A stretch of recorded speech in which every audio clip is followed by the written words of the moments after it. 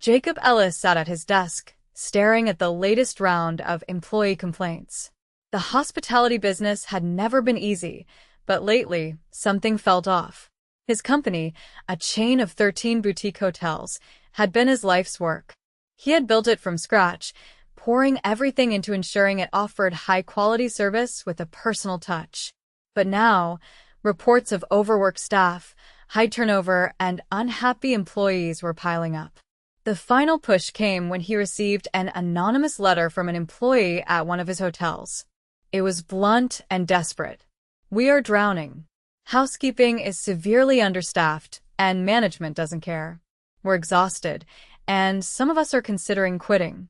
Please, if you care about your employees, come see for yourself." Jacob had heard enough.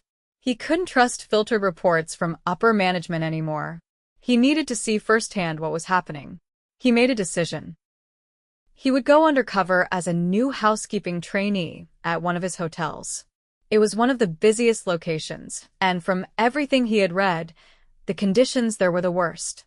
He had never personally met most of the employees at that location. His company had grown too large for that. And with a full beard, dyed hair, and a new name Jason, a supposed temp worker, no one would suspect who he really was. 2 days later, he walked into the hotel's back entrance dressed in a cheap uniform. The housekeeping manager, a wiry man named Steve, barely glanced at him. "You're the new guy? Good. We're short-staffed, so don't slow us down," Steve barked before shoving a cleaning cart toward him. "Follow Layla. She'll show you the ropes." Layla Thompson, a petite woman with tired eyes and dark circles beneath them, gave him a weak smile. "Come on. It's a rough shift today." Jacob followed her down the hall, pushing a heavy cart stacked with supplies. The work was grueling. They cleaned non-stop, room after room, barely catching a breath. After 3 hours, his back ached, and his shirt was drenched with sweat. He had never realized just how physically demanding this job was. Layla barely spoke, but Jacob noticed her movements were sluggish, her hands shaking slightly as she changed sheets. At one point, she pressed a hand to her temple, squeezing her eyes shut as if fighting off dizziness. "Are you okay?" he asked. She straightened and forced a smile. "Yeah. Just tired." Jacob wasn't convinced. As the day dragged on, he noticed something else. There weren't enough housekeepers. They were covering way too many rooms. Even worse, Steve constantly hovered nearby, barking orders, but never lifting a finger himself. By the time their shift ended, Layla looked ready to collapse. Jacob followed her into the laundry room, where she leaned against a table, breathing heavily. Then, to his shock, she covered her face with her hands and let out a muffled sob. Jacob hesitated before stepping closer. "Hey, Layla, what's wrong?" She shook her head, wiping her eyes. "Nothing. It's just... I'm so tired. We're supposed to have 12 housekeepers, but we only have 7. They keep quitting, and management doesn't replace them. They don't care that we're drowning." Her voice cracked. "I work double shifts just to keep up. I have kids at home, and I barely see them." Jacob clenched his jaw. He had always believed his hotels were run with fairness and respect. But this was unacceptable. Layla wasn't lazy. She wasn't weak. She was overworked to the point of breaking. And he had a feeling she wasn't the only one. He needed to see more before revealing who he was. But one thing was already clear: something had to change. Jacob left the laundry room with his mind racing. He had expected some inefficiencies, maybe even some mismanagement, but what he had seen so far was beyond neglect. It was exploitation. Housekeepers were being pushed to their limits, and no one in charge seemed to care. He needed to see how deep the problem went. The next morning, he arrived early, hoping to observe the staff dynamic before the shift began. The break room was a cramped space with mismatched chairs and a coffee machine that sputtered weakly. A few employees sat in silence, sluggishly sipping their drinks. The exhaustion in their eyes was unmistakable. A woman in her 50s, with graying hair pulled into a bun, sat across from him. She rubbed her wrist absently, the tendons in her hand visibly strained. He noticed faint bruises along her forearm, likely from lifting heavy linens over and over again. A younger man with calloused hands and a hollow expression leaned against the wall, staring blankly at his cup. No one was chatty. No one looked remotely well-rested. Before he could strike up a conversation, Steve stomped in, his voice cutting through the room.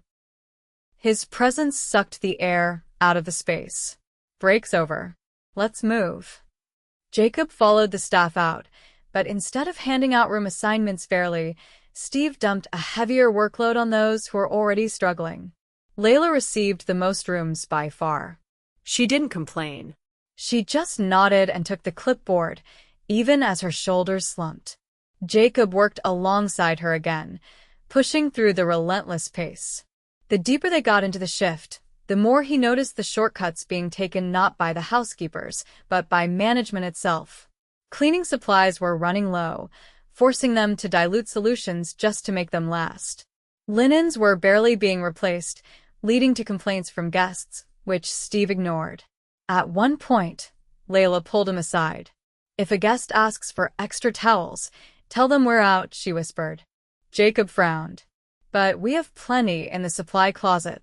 She gave him a tired look. "Steve says we have to ration them. He doesn't want to order more because it eats into the budget." Jacob gritted his teeth. Guests were paying premium rates for this hotel, yet they were being denied basic amenities just so Steve could cut costs. By midday, Jacob's hands were raw. He caught Layla rubbing her temples again, her movements sluggish. Then, as they finished another room, she wobbled slightly. Jacob caught her arm before she could stumble. "You need to sit down," he said. "I'm fine," she mumbled. She wasn't. Her face was pale, her breathing uneven. He guided her toward a chair in the corner of the room.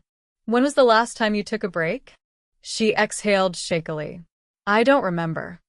That was enough. He wasn't waiting any longer. He stood abruptly and stalked out of the room, heading straight for Steve, who was lounging by the front desk, scrolling on his phone. Jacob kept his voice steady, but there was an edge to it. "Layla needs a break. She's barely standing." Steve didn't even look up. "She can rest when her shift is over." Jacob clenched his fists. "She's about to collapse." Steve sighed, finally glancing at him. "Look, new guy, everyone here is tired. That's just how it is. If she can't handle it, she can quit." Jacob took a slow breath, forcing himself to remain calm. "You're running this place into the ground." Steve scoffed. "You've been here 2 days. You don't know anything." Jacob stepped closer. "I know that you're cutting corners. I know that you're making people work double shifts without proper support. And I know that if this keeps up, you're going to lose every good worker you have." Steve rolled his eyes. "That's not my problem. Turnover happens. We just hire new people." Jacob had heard enough. He pulled off his name tag and straightened his posture.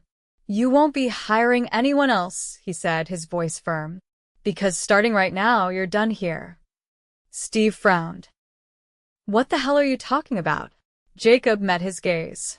"I own this hotel." The color drained from Steve's face. He sputtered, glancing around as if looking for an escape.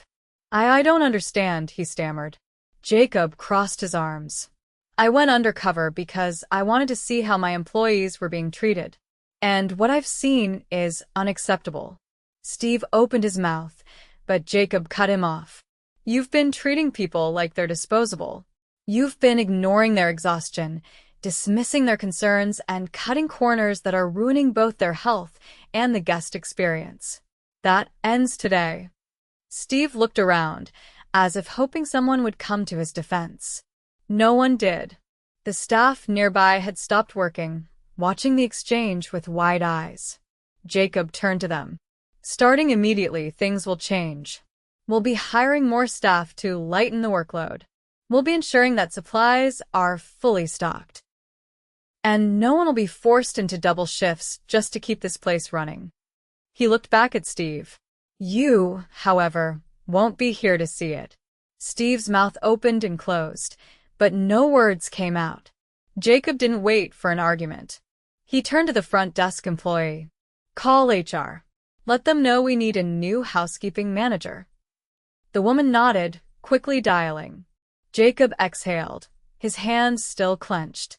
He turned back to Layla, who had stepped into the hallway. She looked stunned. You're really the owner? She asked softly. He nodded. And I should have come sooner.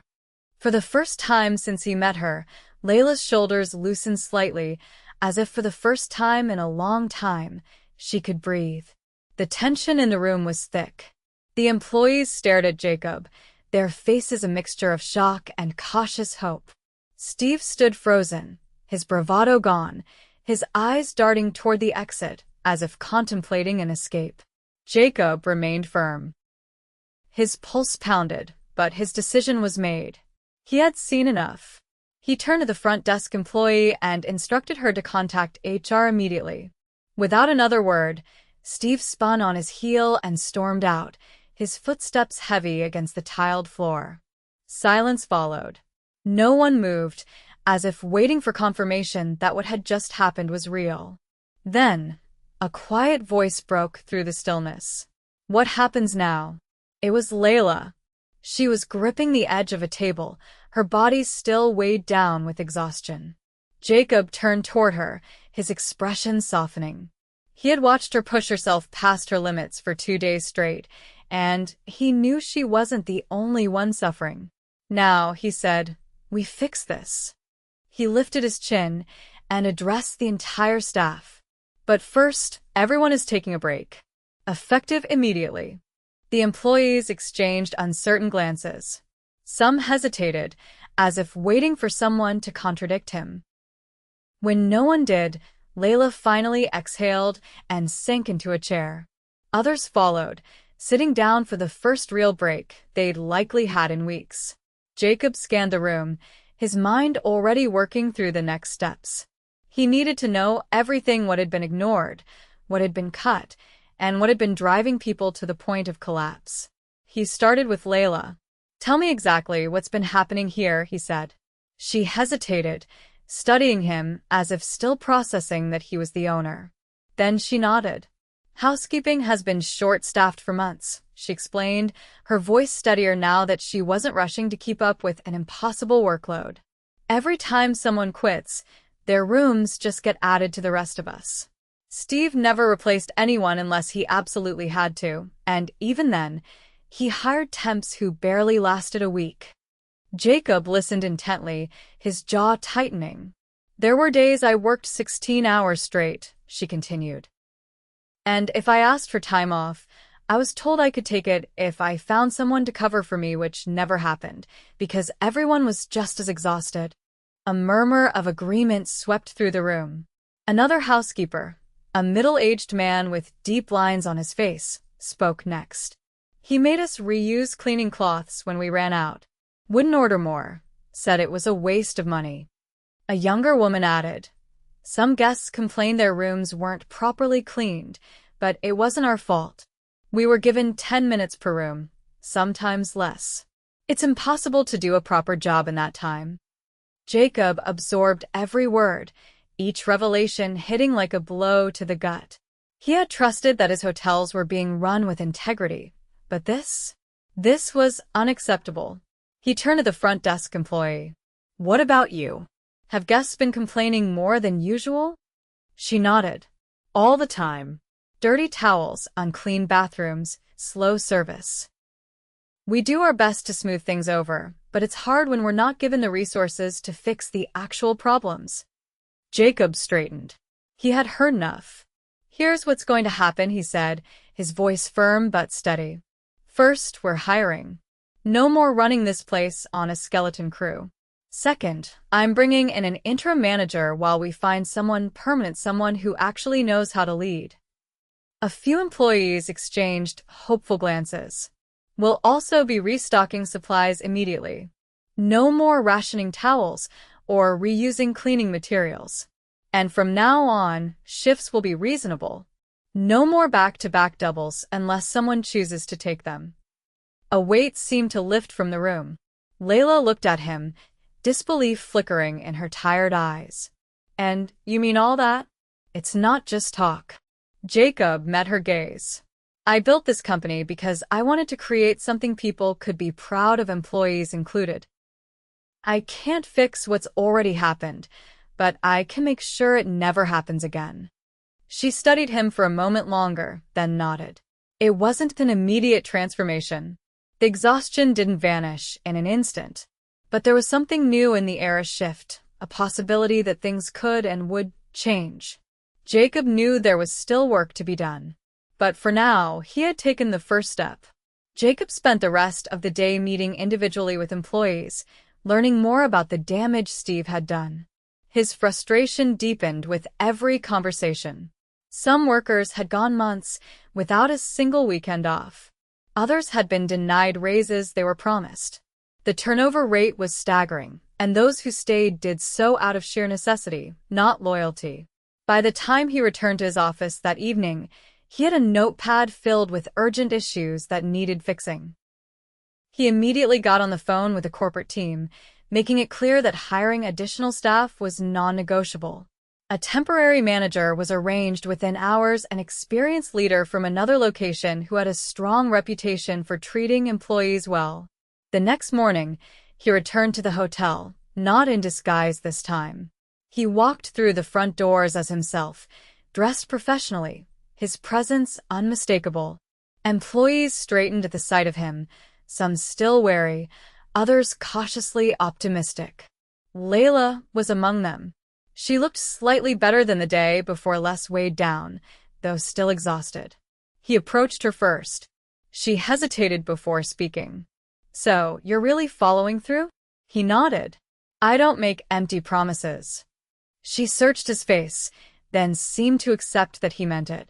Throughout the day, Jacob oversaw the first wave of changes. A delivery truck arrived with fresh linens, new cleaning supplies, and upgraded equipment. The relief on the housekeepers' faces was clear as they unpacked the materials they had been desperately needing for months. Later, he gathered the staff in the break room. I know things have been difficult, he began, his tone serious but sincere. And I know you've had to carry more than your fair share of the workload. That isn't fair, and it should never have happened. The employees listened in silence. Some folded their arms. Others leaned back, waiting to see where this was going. I want to make something clear, he continued. This hotel, and every hotel in this company, only runs because of you. The guests don't see what happens behind the scenes, but I do now. And I won't let this happen again. A young housekeeper, probably no older than 20, spoke up. How do we know things won't just go back to the way they were? It was a valid question. Jacob had no right to expect blind trust. You don't, he admitted. Not yet. But I will prove it to you. Starting immediately, we're implementing a new system. No more overloading shifts. We're hiring permanent staff, not just temps. And I want to hear directly from you if something isn't working, if conditions start slipping, I want to know. A murmur ran through the group. Some looked skeptical, others thoughtful. Jacob continued. One more thing. I know a lot of you have personal commitments, families, second jobs, responsibilities outside of work. Moving forward, schedules will be more flexible. If you need time off, you'll get it. No more scrambling to cover shifts on your own. Layla let out a breath, and Jacob caught the way her shoulders loosened slightly. He had a feeling she wasn't the only one silently relieved. For the next few hours, he stayed on the floor, actively checking in on workers, ensuring they weren't being pushed beyond their limits. The difference was already noticeable. With supplies fully stocked and a slightly lighter workload, housekeepers moved with less tension, less urgency fueled by exhaustion. By midday, Layla approached him. I still don't know if I believe this is real, she admitted. But thank you. Jacob didn't need immediate gratitude. He just needed to make sure things stayed this way. You shouldn't have to thank me for something that should have been happening all along, he said. She nodded, then hesitated. A lot of us stayed because we had no choice. Jobs aren't easy to find. But if things really change, Maybe people will actually want to stay. That's the goal, Jacob said. By the evening, he knew this was only the beginning. Fixing one hotel wouldn't be enough. Whatever had happened here could be happening in other locations. He needed to ensure that none of his other hotels were suffering under managers like Steve.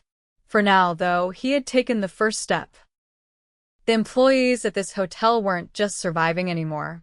They finally had a chance to breathe. Jacob spent the following days closely monitoring operations at the hotel. He wasn't just checking to see if the changes were being implemented, he was making sure they were actually improving the lives of the employees. It wasn't enough to simply throw out new policies. They had to work in practice, not just on paper. He walked the hallways at different times of the day, watching how workloads were distributed. The new temporary manager, Denise, was already making an impact. She was nothing like Steve.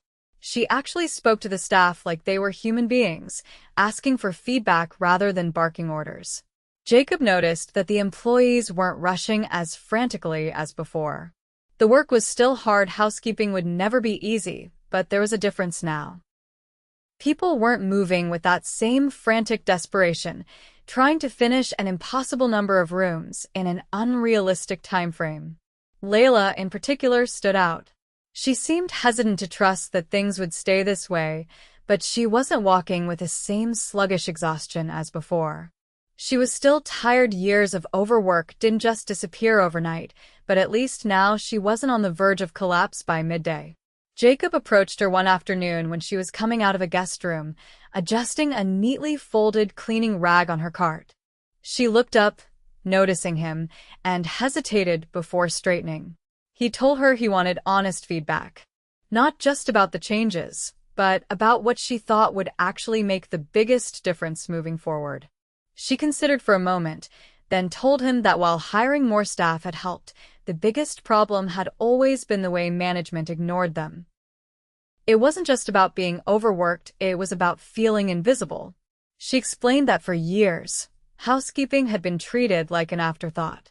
The front desk got all the attention because they interacted with guests directly, but no one seemed to care about the people actually making sure the rooms were clean and functional. Jacob absorbed her words carefully.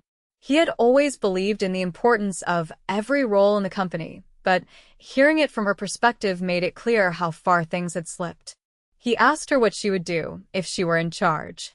She was caught off guard by the question, but after a moment, she said she would make sure housekeepers had a voice in operations. Instead of just being told what to do, they should be able to give input on schedules, workloads, and even the way rooms were stocked. After all, they were the ones doing the work. They knew better than anyone what was practical and what wasn't. Jacob agreed with her. He told her that moving forward, housekeeping staff would have a direct line to management. If something wasn't working, they wouldn't have to wait until it became a crisis to be heard.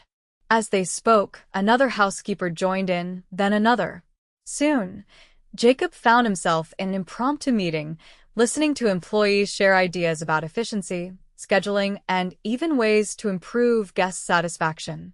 One worker mentioned that guests often requested extra pillows, but the way supplies were currently organized made it difficult to fulfill those requests quickly. Another pointed out that certain cleaning products were ineffective, forcing them to scrub longer than necessary. Jacob took notes, knowing that these small details were exactly the kind of things that made a real difference. By the time the conversation wrapped up, there was a noticeable shift in the air. The employees weren't just venting anymore, they were engaged, actively contributing to making the hotel better. Jacob realized something important. Fixing the hotel wasn't just about undoing Steve's damage. It was about rebuilding trust, proving that employees weren't just disposable labor. That evening, he sat down with Denise and went over everything he had learned.